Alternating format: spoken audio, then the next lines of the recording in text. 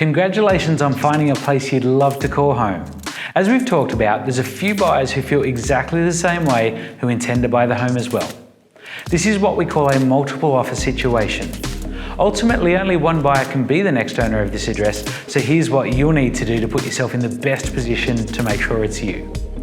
Firstly, and most obviously, please let us know in no uncertain terms the address you're making your offer on. Secondly, we need to know the full names and contact information of all parties purchasing the property. Please include middle names, phone numbers, email addresses, and current residential address.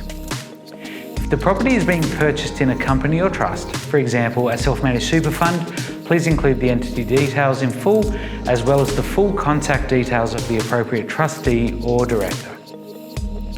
Next, we need to know the solicitor or conveyancer you're working with.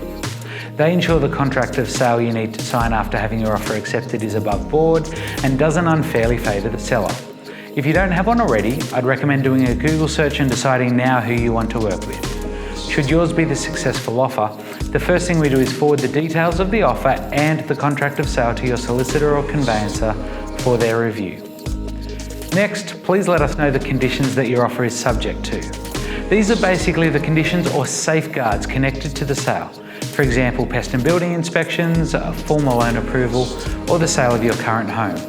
Once these items are satisfied, the sale can proceed. Note that it's best to stick with genuine conditions that are definitely essential for you. If you use this to start listing things you'd like to happen that aren't necessarily essential, the conditions may make your offer less attractive in this competitive situation. Next, please specify the terms of your deposit. Normally 10%, but it can be negotiated to an alternate amount should both parties and their solicitors agree. If you're in a position to make a 10% deposit, I recommend going with this. Note that this amount will be required to be paid into our trust account prior to exchanging contracts, though if for any reason contracts do not exchange, it is 100% refundable. We also need to know the date we'll have received this by and how you intend to pay it. Next is the settlement period you prefer. Again, this needs to be agreed upon by both parties and their solicitors, though you can state your preference. The standard period is 6 weeks or 42 days, and this clock starts ticking after contracts exchange. Now we're up to a very significant part of your negotiation, and that's your offer amount. As discussed, there's more than one buyer making offers at or very close to the amount you have offered. In order to ensure best practice and transparency, we've created this offer form that states that the offer you're making now is indeed your best and final offer. That means that even if the house sells for $1,000 more, you're happy to move on knowing you explored the option of securing the home to its full extent.